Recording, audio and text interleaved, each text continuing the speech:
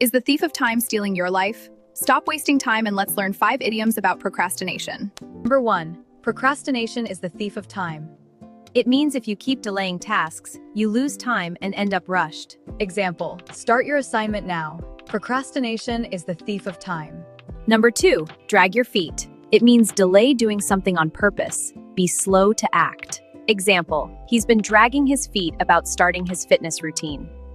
Number 3. Put something on the back burner. It means decide to delay something because it's not urgent right now. Example, I've put learning guitar on the back burner until exams are over. Number 4. Kick the can down the road. It means postpone dealing with a problem, leaving it for later. Example, the committee just kicked the can down the road instead of making a decision. Number 5. Dilly-dally.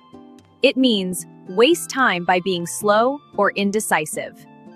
Example, stop dilly-dallying and finish your homework. Subscribe to Lexicon Lane to learn more.